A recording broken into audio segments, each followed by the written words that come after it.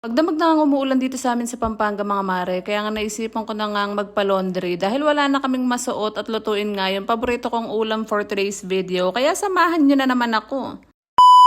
Maulan naman din nga sa inyo mga mare, for today's video ay samahan nyo naman nga ako sa paulit-ulit na ganap ko malamang sa buhay na to. Chares! Hanggang ako naligo at nagsaing dyan mga mare dahil galing nga ako sa day off ko. Sabado at linggo na naman yung day off ko mga mare dahil nung nakaraang buwan ay linggo at lunes nga yung day off ko. Pero ngayon syempre balik sa weekends na naman para makainom-inom na naman tayo anak baka. Chares!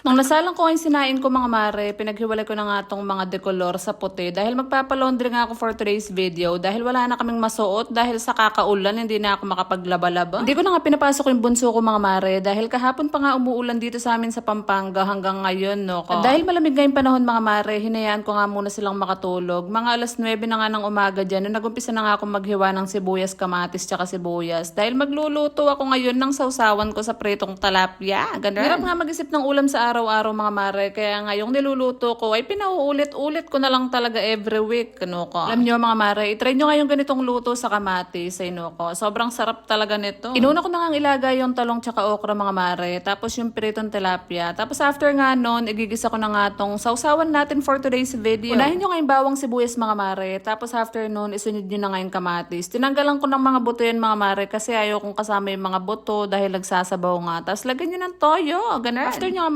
mahalo-halo mga mare, takpan nyo nga muna para naman lumambot yung mga kamatis nyo. Nung medyo malambot na nga yung kamatis dyan mga mare, naglagay na nga ako ng konting oyster sauce para naman medyo may lasa siya ng very light at manamis-namis nga siya pag naluto. Kaya nga ito rin yung gawin nyo pag magluluto kayo ng ganito. Naglagay rin ako ng konting celery, konting siling labuyo para may sipa mga mare. Tapos halu-haluin nyo na lang, tapos lagyan nyo ng konting tubig para hindi siya ganun ka-dry, anak baka. Kumulo nga ng konti mga mare, pwede na yan at kumain na tayo. Kain tayo mga mare. Oh, meron akong sausawan dito na kamatis. Huwag mong pakialaman yung mata ng fish. Tapos meron tayong okra.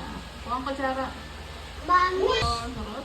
Grabe, panalo talaga tong ganitong ulam mga mare, tapos sasamahan mo ng nilagang okra, tapos talong, ay nuko. Kahit wala si mister, kahit wala akong kabembangan at kayakapan ngayong tag-ulan, ay Diyos ko, pagpapalit ko na siya dito sa ulam ko. Chares!